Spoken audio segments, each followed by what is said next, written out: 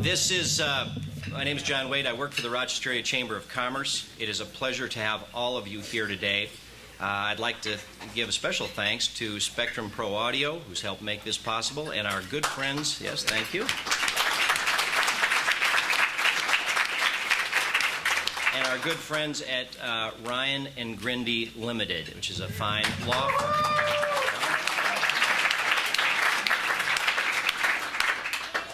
It really is a pleasure to have all of you here today. We tried to accommodate as many people as we could, not only in this room. We had an overwhelming response from our friends in the media. We're glad to have all of you here today as well. And there's going to be some people that we've allowed to stand kind of in the doorway, and they promised to not be to enjoy the event as well. So as long as all of that continues with a great degree of civility, we will keep those doors open and make this as accessible as possible. However, as our friends know and our members know, when we serve over 1,200 members of the Rochester Area Chamber of Commerce, this is also a member event. And it's a Rochester Area Chamber of Commerce event for our members primarily. And certainly there are a lot of non-members here too, and we welcome you and your money. With that, it is a pleasure to have our own Tracy McCrae from KROC Radio. She is, I've known Tracy a long time, and many of you have as well, and she's not only good at what she does, but she's a really good person. And I would also, before Tracy comes up, I'd like to thank John Eckerman and the entire Chamber of Commerce staff that helped make this possible. I'll do one more, and then you give another applause line. And with that, Tracy McCrae. Thank you. I don't know if I should be nervous when John talks like that or not, but we will introduce our people to the stage with me today. First District Congressman Tim Walz is here, as is his challenger, Dr. Brian Davis. Thank you very much. And his challenger, Dr. Brian Davis. Brian?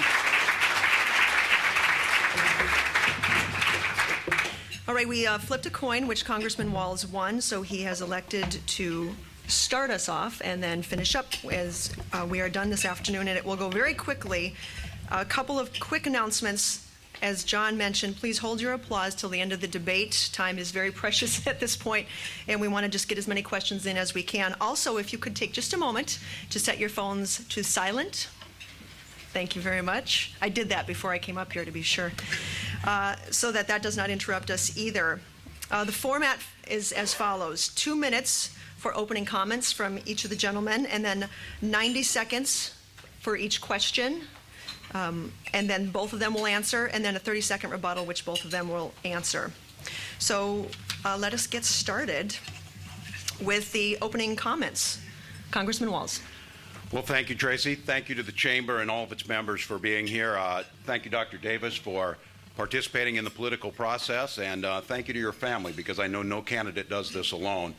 Thank you to my wife, Gwen, who's here. Thanks for the work you do in Mankato for our students in the Mankato Public Schools, and for our two beautiful children, Hope and Gus. And a special thank you to each of you who are here. With this incredible gift of democracy, the audacity of deciding that regular people could govern themselves that our founders came up with, that precious gift has allowed us to be who we are, to rise above the constraints that were in society before that time. But it also comes with incredible responsibilities of being engaged in the process, of working through to find the answers, and not allowing it to be someone else, or not allowing special interests or wealth or whatever it may be to dictate that.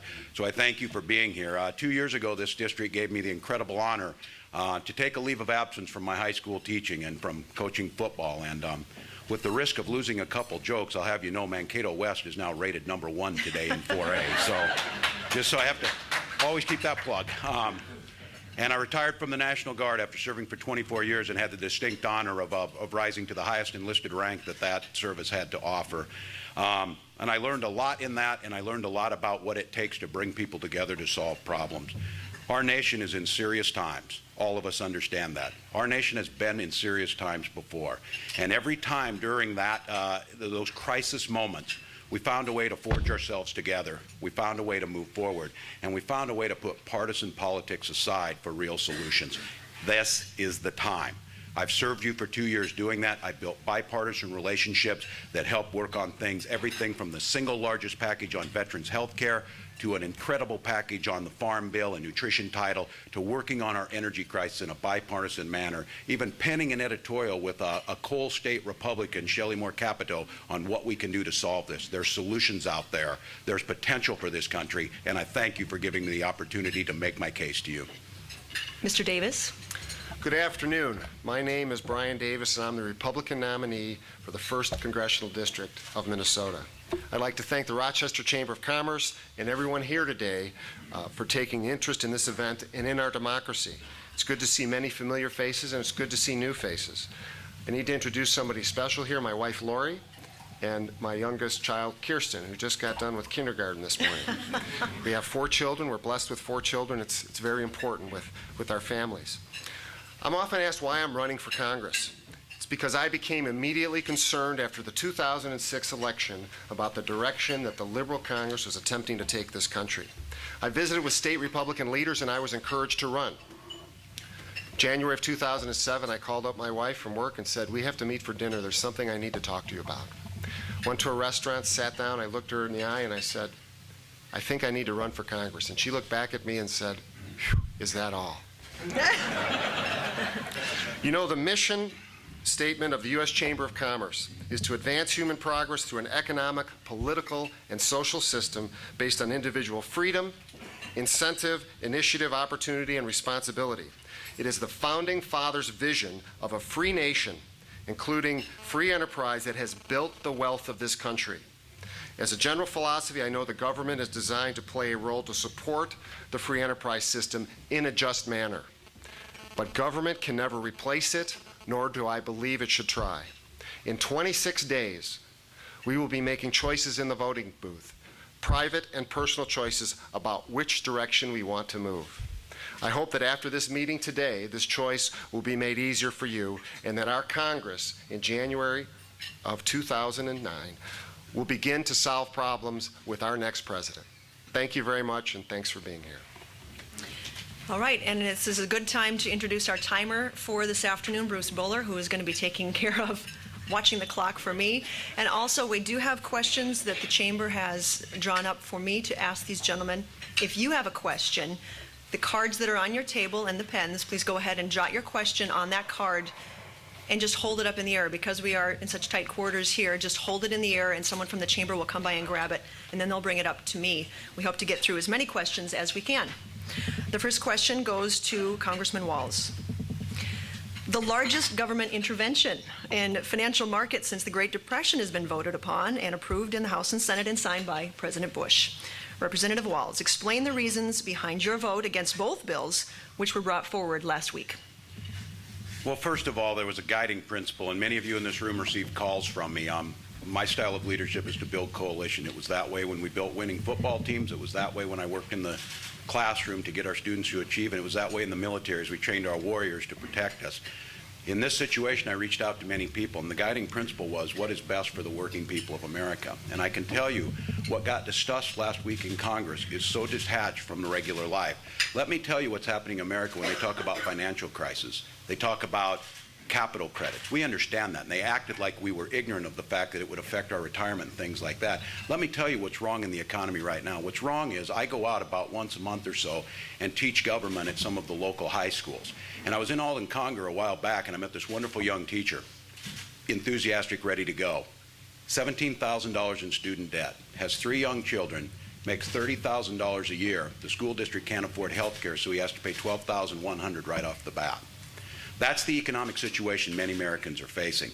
This bailout bill and what happened to create this was a breakdown in personal responsibility from people who took loans to people who gave loans. It was a breakdown in oversight that should have said, how could we not see this steamroller coming at us? What we need to do is we need to bring that back into the situation. We need to make sure that if we're going to have rules to play by, I don't believe the government should be a player in the market, but there needs to be a referee on the field, and there hasn't been one. There wasn't a referee on the field in FEMA. There wasn't a referee on the field when we gave Halliburton contracts. We've seen a continuous disregard for playing by the rules. That teacher in Alden Conger plays by the rules, and our government needs to support them.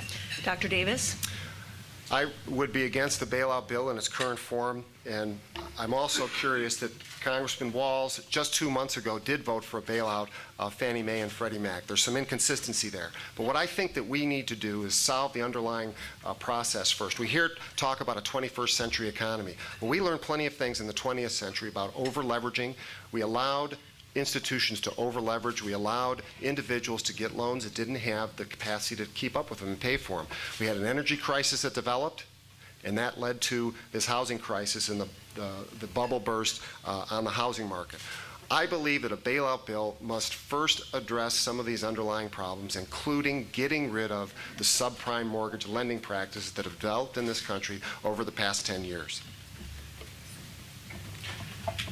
Okay. Well, again, and And this is just to be sure for the crowd, this is a 30-second rebuttal, please. Dr. Davis told you that when you came in here you'd see some stark differences, and I think you will. I found in Washington one of the biggest things is to start to place blame, start to find where the blame is, start to try and shift that.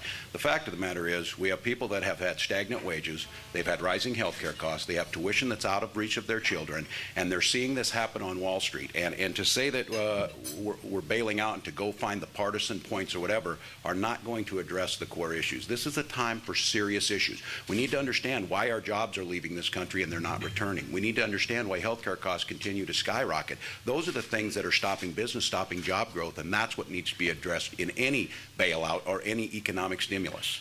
Dr. Davis, you can rebuttal again if you would like. Well, once again, I think that if we look at the mechanism how this happened, the federal government, by backing Fannie Mae and Freddie Mac, and I think there's enough blame to go around, but it is a productive exercise to say what caused this so we can fix it moving forward. It doesn't have to be partisan, but we do need to be brave about looking into the root causes of it, and it is the subprime lending practice in this country that has led to the problem. Okay, our next question starts first with Mr. Davis. The rescue package is just stabilization for the economy. What additional steps need to be made to stimulate the economy to help out us in Main Street? Go right ahead. Well, I think that you look back 10 years when we had budget surpluses. In 1998, the cost of a barrel of oil was $10. This past summer, it was driven up to $147 a barrel. Energy is so important and so key to the functioning of a modern economy. We need cheap energy to move forward, and we've had it for decades. 85% of the energy that we get in this country comes from fossil fuels. Over the last 30 to 40 years, we've learned how to burn these fossil fuels more cleanly. So I believe that the energy crisis which preceded this economic problem is something that needs to be addressed first. And secondly, I'll go back to this looking at Fannie Mae and Freddie Mac. There was a lot of corruption going from Wall Street to Washington and into the contributions and donations of certain people that are elected to public office. We have more transparency now, and that's a good thing. But this transparency shows more corruption. And I think on November 4th, voters need to consider that when the votes come forward. Okay, Mr. Walz. Well, the first thing is we've had a policy that has incentivized speculation over entrepreneurship, that has rewarded risk and greed over hard work and real goal setting. And I think some of the things we need to do, and I would agree to a certain point on this with Dr. Davis, but I would take it to the step that I think will solve the problem. We've had 35 years in this country with no energy policy. We've seen the policy driven into one it's not an egg basket, it's an oil barrel. And no one's denying that the use and the dependency on fossil fuels in this country is too great. And no one's also denying that we need to transition from those fossil fuels to the alternative energies. That's why the bipartisan bill that I worked on that was actually put to the floor by the Republican side of the House was able to say we're going to allow for domestic production. We're going to allow then those royalties, fair royalty payments. Your children own the land. Our grandchildren own the land, and that oil resource is theirs. The oil company should make a profit getting it out, but we should benefit from it too. We take that $1 trillion, and it's Apollo-type project to move to alternative energies. What that does is not just allow us the security of our own homegrown energy and take the Middle East out of the equation. It allows us to create those jobs here. And when I'm out there again, I get out west, and I'm sitting out there in the watching small high school kids talk about when they're in these small schools, talking about when they graduate, they're going to go to Minnesota West over in Worthington and they can get a degree in wind turbine repair. Those are the things that are going to stimulate the economy, keep jobs in Middle America, and build Main Street. But it's about having a goal and a plan. And what we've had is nothing but we'll simply put it all on the oil side of things. We'll simply do nothing to improve the efficiencies on CAFE standards and raising the standards there and raising those efficiencies and helping our energy producers be able to meet those goals. Here in Minnesota, we started to move on that path. And with the Tim? new administration, we'll get that energy independence. Remember that red light means shh. If you thought Tom Brokaw was tough the other night. All right, Mr. Davis, a 30-second rebuttal. I agree. We need an all-of-the-above energy policy. I've been talking about that since the beginning of this campaign. I have several years of work experience in the energy industry. I used to be an engineer before I went into medicine. And I think that is a problem, too, in Washington. We talk about bipartisanship, Republicans and Democrats working together. What I'd want to see is get engineers from the energy industry at the table. Don't just lambast them and say, oh, they're with big oil. I'll take 100 engineers and geologists and physicists who work with oil companies and put them at the table with the politicians, and they're going to learn something and get something done. Okay, the next question goes to Mr. Walz. Last year, you co-authored legislation called the Employee Free Choice Act. It's better known as Card Check. It's been reported that the proposed bill would radically change how unions seek to be certified as the bargaining agents for workers and would replace the principle of secret ballot elections. Can you quickly explain how the bill works? And wouldn't this type of card check system be open to all types of pressures and intimidation? What's your position on the legislation? It would if that's the way the bill was written. So the premise of the question is, first of all, what we have in this situation is we've had, especially over the last 8 years, a gutting of the National Labor Relations Board. We've had over 4,000 people that were fired because they simply wanted to ask for safer working conditions, higher wages. When they finally got to the Labor Relations Board 2 or 3 years later, they finally said, yeah, you were right, you shouldn't have been. Well, that destroys people's lives. The balance has been shifted on this. And what this does, this allows the mechanisms to include the secret ballot of the 61 million Americans not part of unions who asked and wished they were, to be able to form together, to be able to, one of the founding principles of this country, to come together and negotiate for that. We're blessed in the 1st District where our employers understand that organized labor and our people who gather together provide them with high quality labor, consistent work, and turn in things under project. The problem is we have some employers, the bad actors in this, that don't allow it. So this piece of legislation does nothing more, and especially in a tight economy like this, to be able to say, you know what? If I work for AIG, I'd like to have a little more say in this than the guys who are taking the money and heading for the spas. The workers need to have a say in this. Dr. Davis said earlier that the free markets created wealth. People created wealth. People working created the wealth this country. People built this country, not just a market that is skewed one way. So yes, I did, and I think at this time you would find that the majority of people would like to see their wages be able to be increased on a fair manner and negotiate a contract that can actually be signed into law. And we need to change the tone. This question sets up the tone that happens in Washington, the false choices. Why can't management and ownership work with labor? That's the way you get things done. Dr. Davis, your position on the legislation? I think that legislation is a travesty. It takes away the fundamental right that we enjoy in this country in a democracy, the right to a secret ballot. It's just that simple. My uncle was a union organizer in Chicago. The right to form a union is also an absolute right, but it must be done in the context of a secret ballot. And like so many things coming out of Washington, that's such a misnomer, the Employee Free Choice Act. It's anything but. All I can say, too, is that who opposed this but George McGovern himself? Okay, a 30-second rebuttal. Mr. Walz? Well, the mischaracterization of this, it allows people to choose the way they're going to do this. But the bottom line on it is that this ability, without pressure from the employer, to be able to ask for things that are fair, to be able to ask why our wages are stagnating and dropping over the last years, why health care is becoming unaffordable. I think most Americans would agree there needs to be a common sense approach to this and a sense of fairness, and this piece of legislation was designed nothing more than the balance to that. So we will disagree on this one, but I still believe that the solution to this is that management and labor working together built this country in the first place. Let's get back to that. Dr. Davis, a rebuttal? I agree that it's people that have built this country, but operating in the context of a free market system, government, rule of law. But this Employee Free Choice Act is something that the Chamber has opposed. With all due respect, Congressman, your voting record with the Chamber of Commerce is a 60%, which in most schools, that's a failing grade. It's one of the lowest in the congressional delegation in Minnesota. This isn't personal, but it is a matter of public record. And this bill is at the top of the complaints of the Chamber of Commerce and so many other organizations. All right, our next question will start with you, Mr. Davis. The United States is seeking opportunities to reduce dependence on foreign oil. Congress has made recent commitments to invest in new technologies to complement our existing oil and coal-based energy infrastructure. What are your views on energy policy, and how would you expand our domestic resources for oil and gas to enhance our nation's security? This is something that I've been talking about since the beginning of the campaign. I believe strongly that we need to drill here and drill now in this country. It is so wrong that we are the world's #1 consumer of oil, and we don't allow, or up until recently, don't allow offshore drilling. Over 85% of offshore areas have been forbidden since 1982. The best thing that Congress did on September 30th was to let that expire.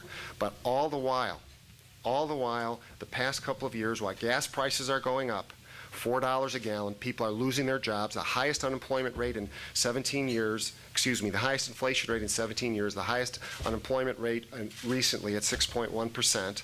We've had one candidate that says we need to drill for oil and natural gas, which consumes 60%, over 60% of our energy in this country, and another candidate that has been an obstacle in voting 12 times against it.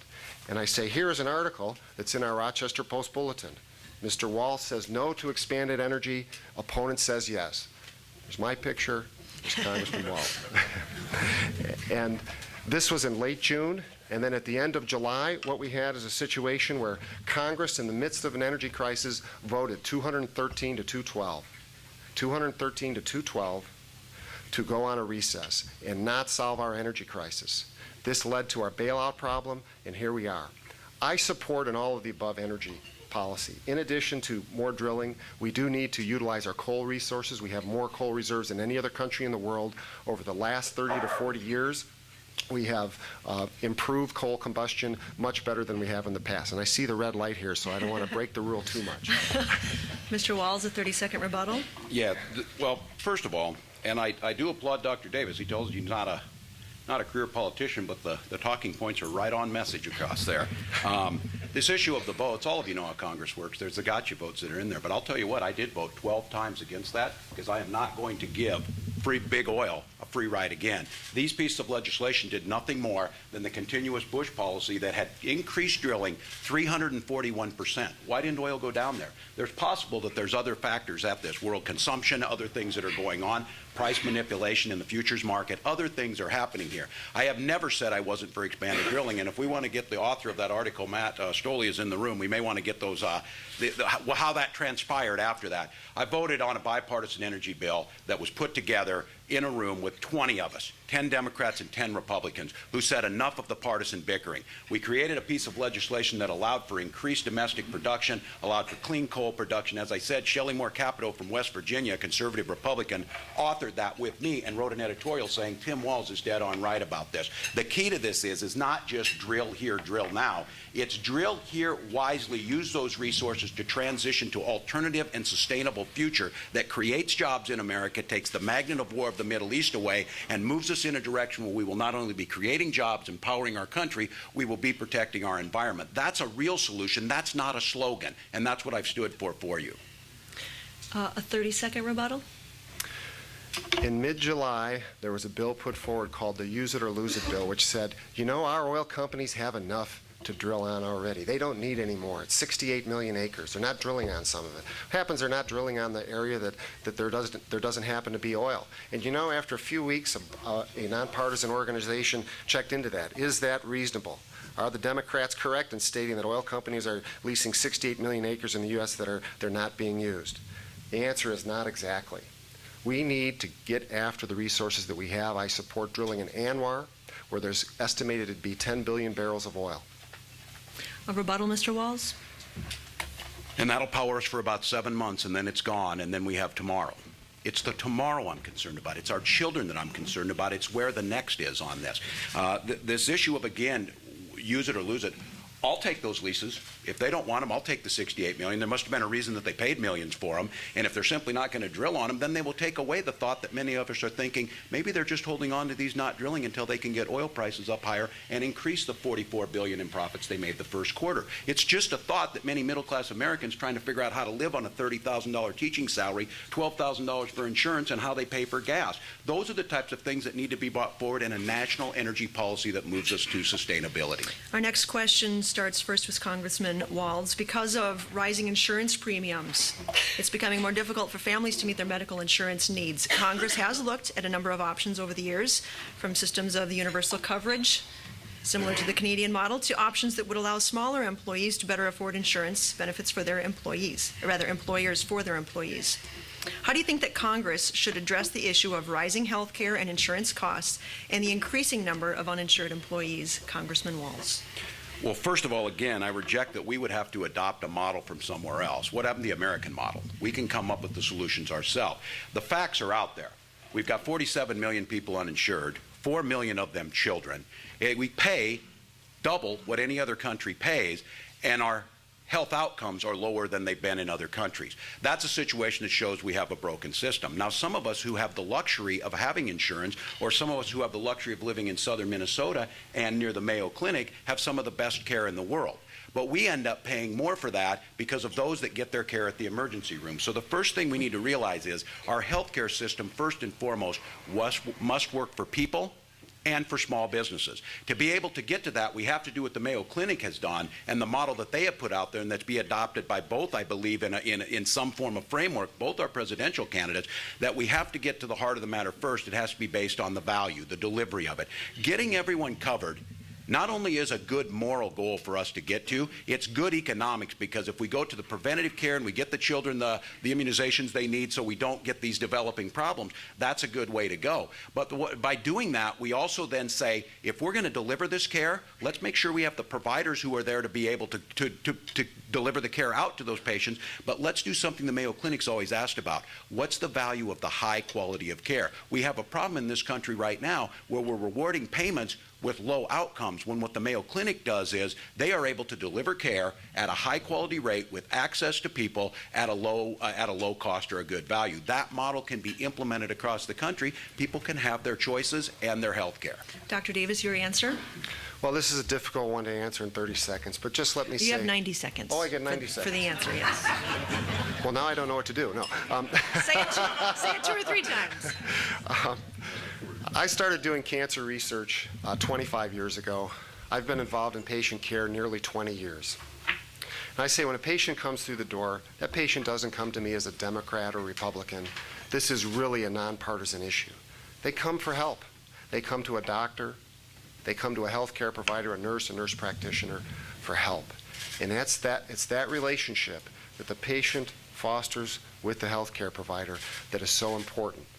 I'm very concerned that some of the proposals that are out there are going to take away that relationship between the healthcare provider and the patient. We need to preserve choice. We need for people in this room to be able to choose who their doctor is, choose where they receive their health care.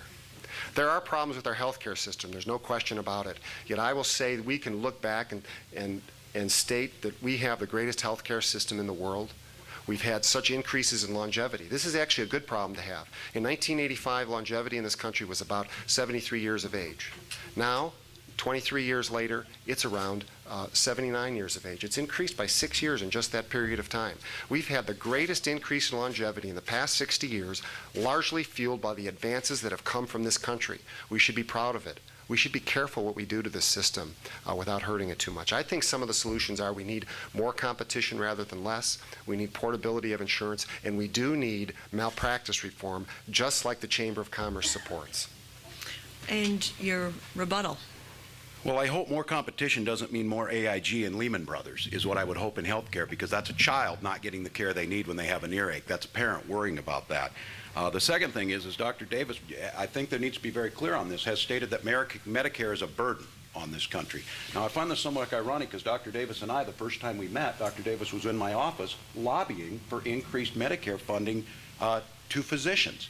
Now, you can't have it both ways in this. Either Medicare works or it doesn't work, and you don't ask for increased funding on the one side of things, on the delivery side, and not ask how do we expand health care to the rest of us. It makes good economic sense to get the preventive care, get everyone covered, make sure that it's portable. No one's talking about taking away choice, but what we're doing is we're spending more money for lower outcomes. That's bad business. Your rebuttal, Mr. Davis?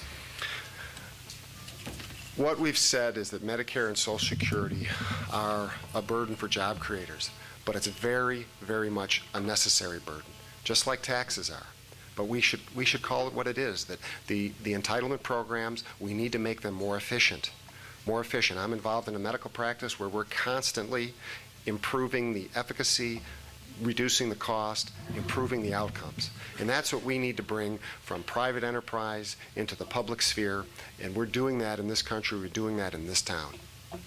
All right, our next question will start with Dr. Davis. Last week, the Southeast Minnesota Rail Alliance, that's the city of Rochester, Olmsted County, the Chamber, and Mayo Clinic, announced the support of a Rochester route as the preferred corridor for high-speed passenger rail service between the Twin Cities and Chicago. Do you support this endeavor? And if so, what can you do to make it, to assist in making it a reality? Dr. Davis. Well, I think it would absolutely be a great thing that Rochester would be part of this high-speed rail corridor. What I haven't seen are economic studies, and I haven't seen what the requests are in terms of being made of government. We also need to have to ask the question always, is this something that's economically viable? Will the payment of this, will the passenger services, will the passenger fees actually support this economically? I've lived in some big cities for my medical training, and I look at New York City where, of course, it makes sense, where you've got 20,000 inhabitants per square mile to have a subway. Makes perfect sense. But does it make as much sense in an area that doesn't have the same population level? So we need to look at the cost benefit of this. If federal taxpayer dollars are involved in it, or even Minnesota taxpayer dollars are involved in it. But in principle and in concept, I would totally support it. It'd be a great thing for the city of Rochester, great thing for Southeast Minnesota.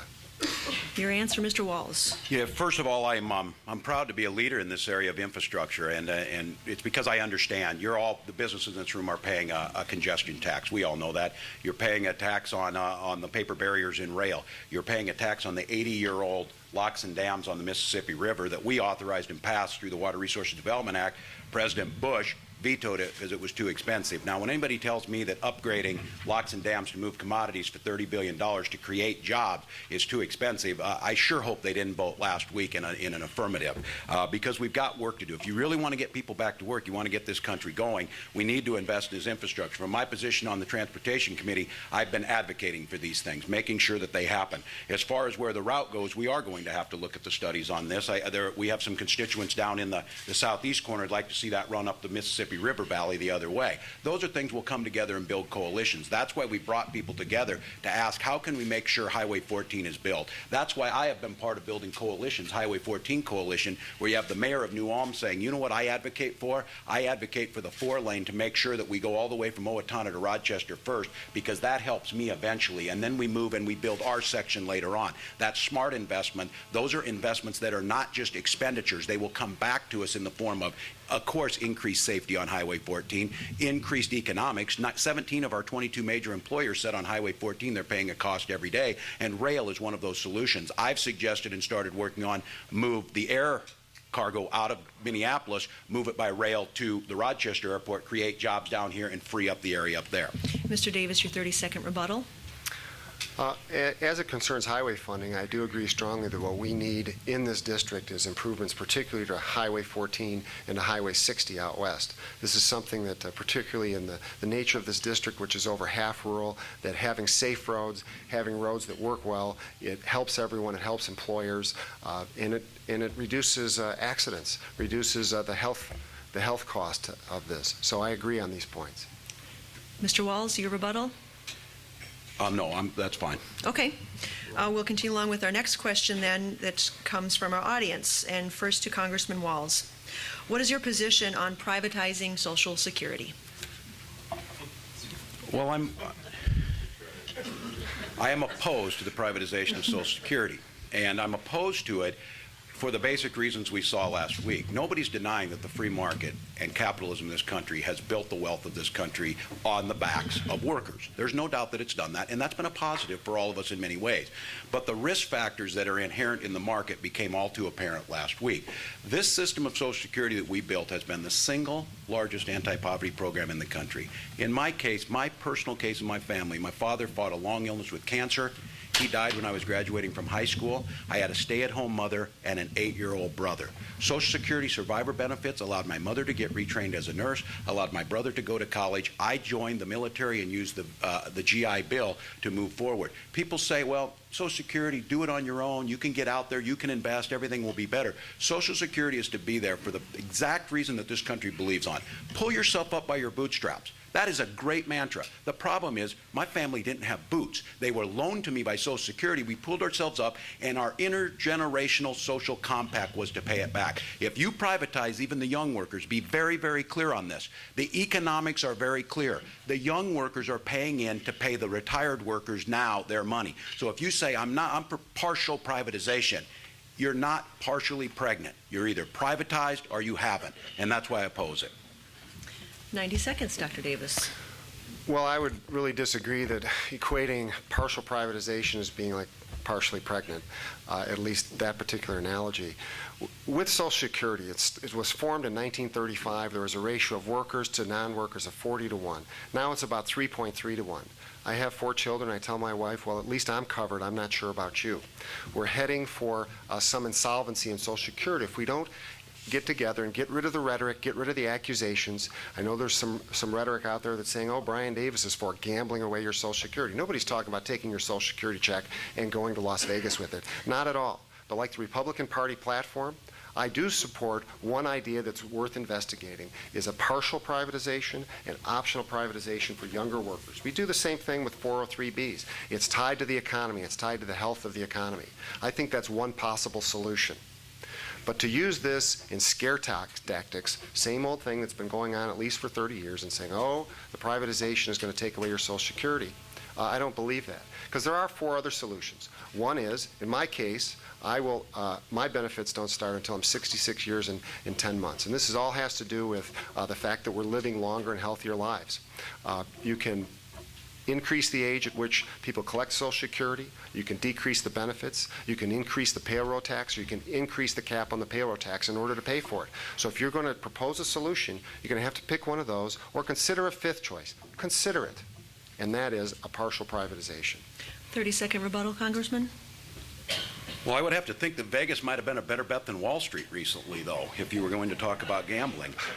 Keep in mind that the premise of any discussion is the point of view that you're coming from. Dr. Davis has made it clear and written it that he considers it a burden.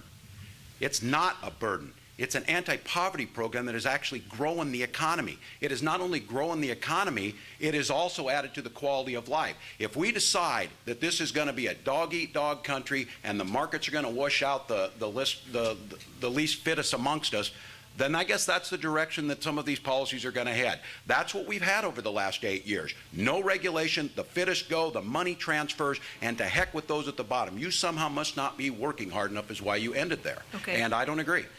30 seconds, Dr. Davis.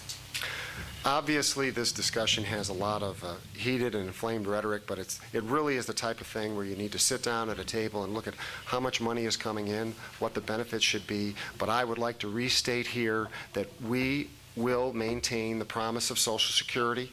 As your representative in the 111th Congress, I will make sure that the promise of Social Security is kept. Thank you. Our next question, we will start with Dr. Davis. We're interested in, this is another person from the audience, interested in hearing your position on the energy issues we face today. A couple of parts here. The need for more generation of electricity, energy transmission of that electricity, and the challenge of protecting our environment. I think you can kind of take your pick in there. All right. Well, We've got 90 seconds. Go ahead. First of all, we've made such great strides in energy production in this country in the last 40 years, and I've witnessed that. Not just from afar, not through reading it in the lay press, but actually being a part of it. And the 1973 Clean Air and Water Act is something that absolutely must be preserved. With respect to producing electricity by coal, it's 95% cleaner than it was 30 to 40 years ago. We get 22% of our energy in this country from the combustion of coal. It's a lot cleaner than it used to be. I believe we need an all-of-the-above energy policy. 85% of our energy comes from the combustion of fossil fuels. With nuclear power, that's another 8%. That's 93% of it. But I'm also proud, as a Southern Minnesotan, that we are among the nation's leaders in ethanol production, biofuels, and wind power. We need to do all of it. We need to move forward with it. Anything that we can do to reduce our dependence on oil is a good thing. But we also need to do it efficiently. 24 out of the last 34 State of the Union addresses as of 2007, the President was calling for energy independence. I think that before that, we need to emphasize energy efficiency. And how does that affect you and me? When you go out to the quick trip out there and gas is $4 a gallon, that's inefficient. When it's down to $2, the way it was a couple of years ago, that's much better. People can afford to go on vacations. People can afford to make it to work. There are folks I know that are working 1 day a week just to fill their gas tanks to make it to work. That's energy inefficiency. And I've proposed a lot of solutions to that. 90 seconds, Congressman. I would challenge that analogy since we're apparently battling analogies going. Energy efficiency is increased fuel efficiency standards that my opponent opposes. When you fill up that car, what's efficiency is not the price of a commodity that's being fluctuated by the world market. It's controlling what we can control by increasing the mileage that you can get on that, increasing the efficiencies in our building, and increasing our support as a nation to those industries that are going to move us away from the oil and the fossil fuel-based economy as we transition. My opponent has spoken publicly on Minnesota Public Radio, said he doesn't support the help we're giving to both wind and biofuels. If we don't give them that support, we'll never move to the second and third generation of cellulosic ethanol that'll allow that kid from Alden Conger to graduate and work in one of those plants as a chemical engineer. And the idea that it's going to take engineers sitting at the table, everyone in this room is connected to the energy. They use it in their homes, they heat their homes, they drive, and they care about our environment. So I think the important part of this is, and it was part of the question that was left unanswered, and I'd be interested to hear this, Dr. Davis sees absolutely no connection. He called it the false religion of global warming, no connection of the burning of fossil fuels and the heating of our planet. The vast majority of Americans who do see that see the concern to move to the alternatives, not only for economic reasons, not only for security reasons, but for the ethics of handing this planet to our children in a livable, sustainable manner. Those things will create jobs. Let me come back to it in a minute. I'll get a rebuttal. So. Your rebuttal, Dr. Davis. Do I get 30, 90? 30. Okay. Yes, I do criticize the global warming religion that's out there. As a scientist, as somebody with 3 engineering degrees, I, along with 31,000 other scientists, 9,000 of them with PhDs, question that there is a consensus. I do question what former Vice President Gore has made a big career out of. It's true we have had global warming, but it's been mild from up to 1998. You look at the Hadley Institute, there hasn't been any global warming. I contest that the majority of global warming can be proven to be due to our fossil fuel combustion. Some of it, yes. All of it, no. I also contest strongly that by burning fewer fossil fuels, we're going to control the climate. We've always had climate change for as long as recorded history. And Representative Walz, 30 seconds. Well, I'm a geography teacher, so I guess that lets me have the Earth issue in my hands on this one. The problem with this is when you put ideology ahead of facts, when you try and find, whenever there's a problem, you try and find the set of facts that confirm your belief on this, and then you spout those out as if they are the facts that are supported by the majority of people and of the evidence, then it becomes you're driven by that. Good science says, have your theory, have your ideas, go out there and test with an open mind. We're seeing government run the same way. An ideologically pure perspective. Dr. Davis has told us he will only vote on the Republican platform. That's his guiding principle. You're my guiding principle. Our next question will go, actually it's a combination of a few things here. We have a question from the audience and also from the chamber. It has to do with the DM&E line. What is your position on the coal trains is what the audience wants to know. The chamber, can you tell us if you share the concerns expressed by Mayo Clinic and others in the community who are concerned about the growth of hazardous materials and potentially large numbers of trains on that line? what would you intend to do about this, I think, is the direction that we'll take this. What would you intend to do about this? Congressman Walz, you can go first. Well, the one thing about this question is you don't have to know what I intend to do. You know that what their situation was 3 years ago, a lack of leadership, a lack of transparency, a $2.5 billion middle-of-the-night boondoggle with no one providing a clear voice on what they would do about it. I came forward and said, I'll step in, I'll lead on this, I'll make sure that this doesn't become a partisan issue, and we will get this thing right. As it pertains to the DM&E, we were able to stop that, and as it worked out, you had one of the most unsafe, unfiscally sound railroads in the country. And I remember when I had this discussion at that time with the chairman of the DM&E, Kevin Schieffer, he wouldn't speak with me, and he said, you know, it's a good thing you and I will never have to work together. He is no longer with DME tomorrow. We have new players. We have new players because there's cooperation being built. I've met dozens of times with the Rochester Coalition down in Winona, all the way out to Brookings, and I've had in my office the CEO of Canadian Pacific, Fred Green, on 5 different times. Immediately when we're on the phone to anything that's happening on this. This is, again, a false choice.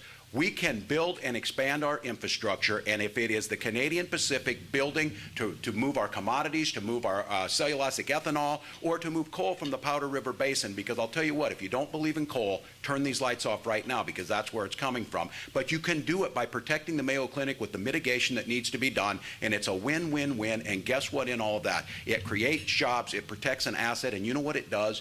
It quits pitting us against each other in this country and realize there are common solutions, whether it's DM&E, energy, the economy, or our national policy. It's about solving problems, and I did that here on this issue. Dr. Davis, 90 seconds. 90 seconds. Well, I think it's a very good thing that, frankly, that the DM&E was purchased by the Canadian Pacific, because they are a large railroad that has a great safety record. I do also agree, this is something I agree on, that we need a win-win situation, and we can have it.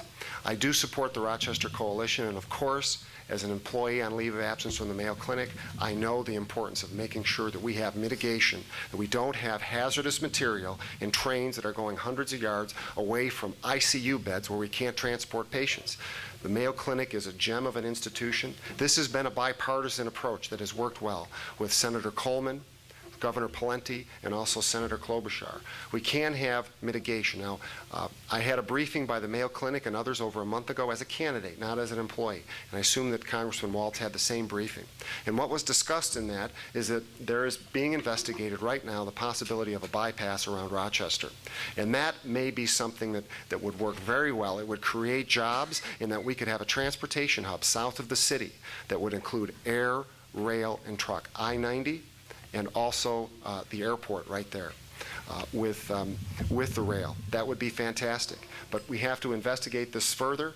The studies are being done. It's something that needs to be addressed. But it is also important that this clean coal from the Powder River Basin out in Wyoming can get to market. There are 2 railroads that service that area now, the Burlington Northern and the Union Pacific. Looks like that we'll have a 3rd. A rebuttal, Mr. Walz? Well, I'm glad we agree on this, and I think many of us heard that's a pretty big shift that Dr. Davis came on this is admitting that the way this worked was providing government oversight and regulation that works for the people while allowing the private sector to function in its own right.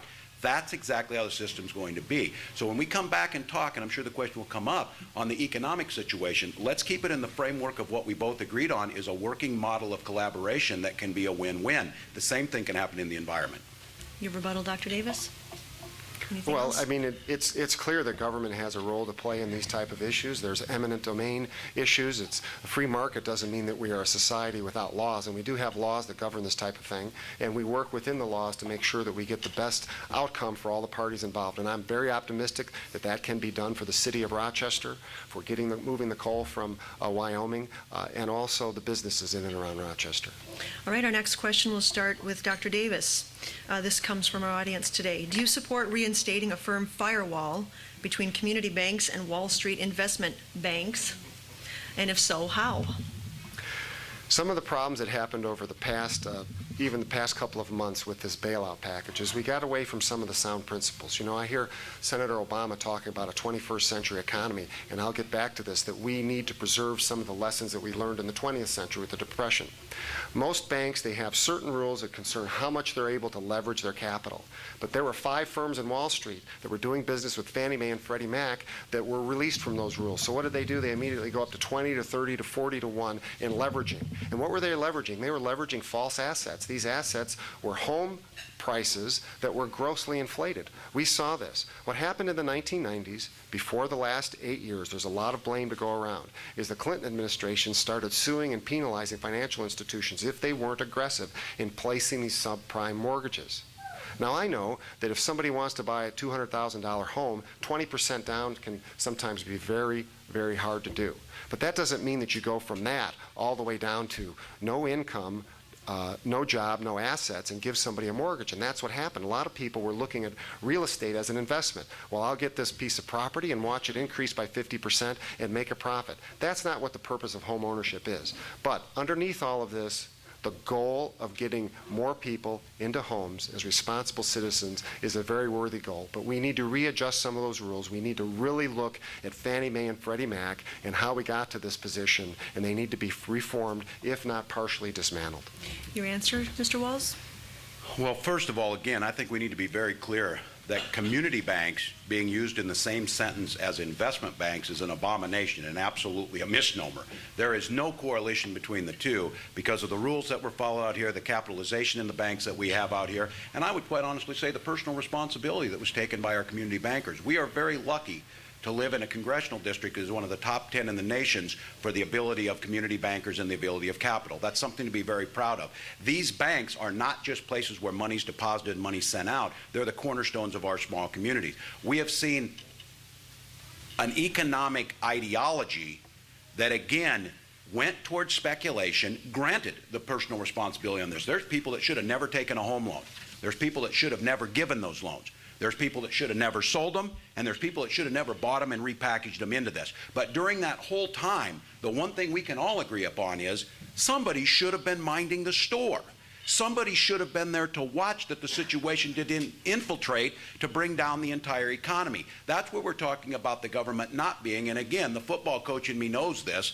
I don't want an outside player in the markets. I don't want the government as the player, but I darn sure want them as a referee. So on this one, what we need to do is we need to have responsible regulation, not over-regulation forced down onto our community banks. It's going to hurt at a time when we need to get that capital out. We need our local banks to be making loans, but we need to make sure this Wild West attitude that says Wall Street can do whatever they want and that the regulators were eviscerated, that's what's got to end. 30 seconds for a rebuttal. I agree with much of what Congressman Walz is saying here, but we should talk about this Wild West attitude. There were plenty on the conservative side of the spectrum over the past half dozen of years who were sounding the alarm. They were sounding the alarm and saying, this is going to collapse. We need to do something about it. Among those was Senator John McCain. He tried pushing a bill through and he was stopped. He was stopped by a Democratic senator from Connecticut. As I said, there's plenty of blame to go around. But in answering your question, do you need to separate investment banks from commercial banks? I think that we need to bring these investment banks back down to earth with the regulations that are more conservative. Would you like to a rebuttal again? Well, I know now that especially my opponent talks a lot about, well, I've been in Congress for 2 years. He gives me at times apparently the power of the president to be able to change all these. We have 3 branches of government. Republicans were fully in charge from 2000 to 2006. My opponent opened this by saying he got involved in politics in 2007 right after we were elected, and I know he did it within the first 2 weeks. What was happening the previous 6 years under the Bush administration? Why weren't you asking for these things to be done when you had full control and not a single veto was ever issued? So the rhetoric that happens versus the reality are quite divergent on this one. All right. Our next question. There are currently 11 to 12 million undocumented immigrants living in the United States. Well, we've heard a great deal about how Congress and the administration have worked to secure our borders. Where do you stand on this issue of immigration reform? The question goes first to Congressman Walz. Well, first of all, there's absolutely no doubt when you have those numbers that our legal immigration system is broken. This nation's legal immigration system is broken, and what we have to do is we have to ask ourselves 3 really basic principles. We have every right as a sovereign nation to protect our borders and control what comes in terms of people, in terms of good, in terms of those items that are meant to do us harm. When I was in El Paso earlier this last year, they just let me randomly walk out with the border agents as the cars were crossing at one of our biggest border crossings, and they said, "Congressman, you want to take a look at this car?" And it was just a random check, and I reached underneath there and I said, "That's not supposed to be there." And they said, "No, that would be 100 pounds of marijuana in that car." And they got the person out and arrested me. I said, "What's the chance of that happening?" And they said, "Pretty good."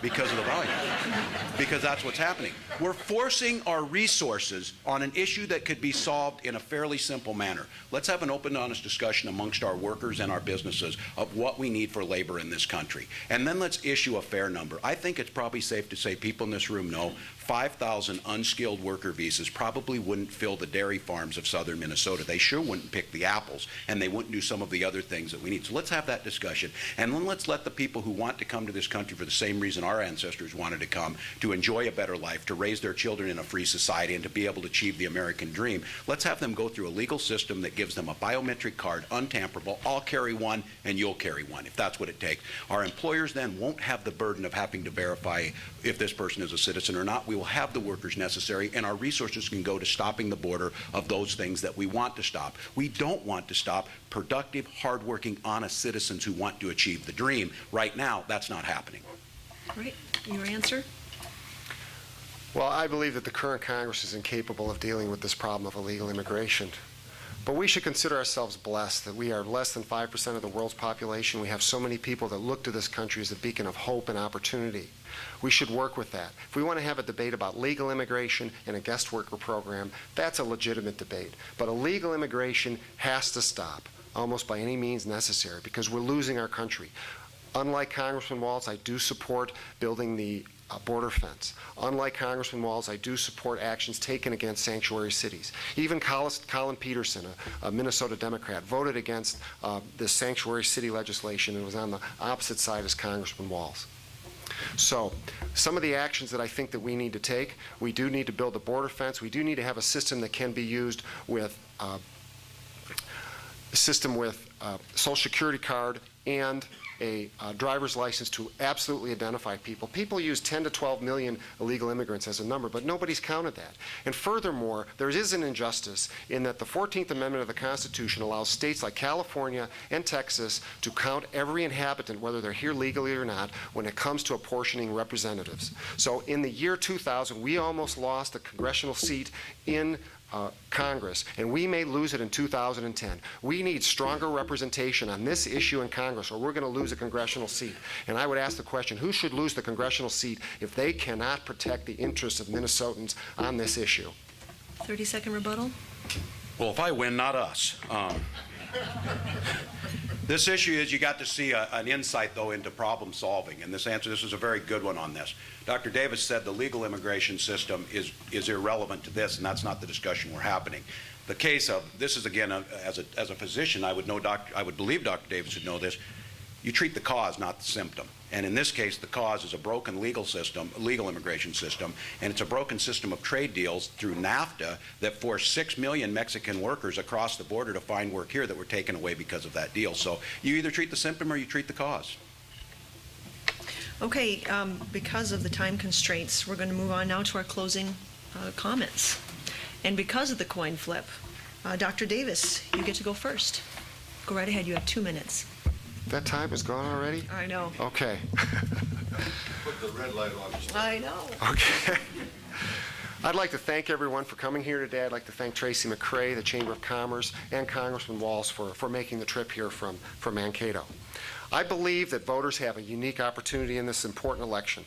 What I mean by a unique opportunity is that we have a chance to have a representative who will be direct about what he'll do and how he'll vote. To put it simply, this district tends to be more conservative than most places. It tends to want lower taxes, smaller government, and favor conservative values. It tends to look skeptically towards a government that wants to spend $700 billion of our tax money to bail out bad policy. What's unique about this race is these are the values I respect. I don't have to sugarcoat things, put some kind of political spin or nuance on it. I will simply give my view and offer a solution, whether it fits perfectly with party leadership or not. What I say in support here of Minnesota, what is how I will vote in Washington, and it's that simple. By coming here today You've proven that you're interested in our process. Political spin and maneuvering doesn't work well in this room. And because of that, I feel rather as if I'm at home. I will never tell you that I will support domestic drilling when I've already voted against it nearly a dozen times. I will never talk of wanting to cut taxes and then vote for the largest tax increase in history. I will never vote for a recess in the midst of an energy crisis before something real is done about it. And like the Chamber of Commerce, I will always respect the right of workers to vote by secret ballot when it comes to forming a union. I won't talk about a need for border security, but then vote for numerous bureaucratic obstacles that prevent it from being built. These are only a handful of stances, but rest assured you won't have to worry about me compromising my beliefs for political gain, because I simply reflect the values of the beliefs of most of the people living in southern Minnesota. Ask yourselves, when the Congress changed political hands in 2006, was it more of the same, or have you been surprised with the new direction they've taken us? Has this district been represented by the independent voice you thought you were getting in 2006, or was it represented in a fashion more like those living elsewhere? I'm asking for your vote. I'm asking for the opportunity to represent your values in Congress, because that's what we need and that's what we deserve. Thank you very much. I look forward to a continued conversation on the issues in the coming weeks all the way to Election Day. All right, Congressman Walz. Thanks, Tracy. Thank you, Dr. Davis. And again, thank you all for being here. It's been an incredible honor for me to continue my public service out of the classroom, from the National Guard into Congress, to be a voice of common sense, to be a voice of someone who never planned my life to end up in Congress, but I believe my life has prepared me well. I think the challenges and the opportunities this nation has given me has increased my ability to deliver for you, to be able to talk about what real people are going through, to be able to understand about that teacher in Alden Conger, to be understand about when we have Warrant Officer Penrose down in Caledonia fighting with the VA to try and get his VA benefits. And when I went to Congress, I said there is no reason that a soldier raises their hand and they swear to defend this nation, and they come home to find their government an adversary. Yesterday, the Veterans of Foreign War Political Action Committee endorsed me, and the Legion a week before. And the week before that, the National Rifle Association. And the week before that, the Association of General Contractors. And it goes on and on and on. Because what you know is, you see what me standing in front of you, you know what I said I was going to do. The only thing I have in this life, whether it was teaching, whether it was in the National Guard, or whether it's to be in Congress, is my integrity and my word. And that is something that has never been questioned. Over the next several weeks, I will assure you that it will not come into question. I will assure you to stand firm on where I'm at on the issues, to fight for this part of the United States, but also for the entire country. When we do these things, by getting the politics out of it, because some people fail to realize politics and governance are not synonymous. It's a time for serious people. It's a time for serious coalition building, and it's a time for serious answers. This nation can even move further than we ever have before. We can restore that promise to our children and grandchildren that this is the nation that if you work hard and you make good decisions, you can prosper. And then we can be seen around the world for those values that everyone knows we stand for. Freedom, equal opportunities, and that shining beacon of hope that this is the way people can live together. So I ask you, give me 2 more years at this. I believe I've done an awful lot in 2 years, but I'm just getting warmed up. The first year I was coaching, we scored 1 touchdown at Mankato West. The second year, we won 3 games. The third year, we won the state championship. We're on our way. Thank you.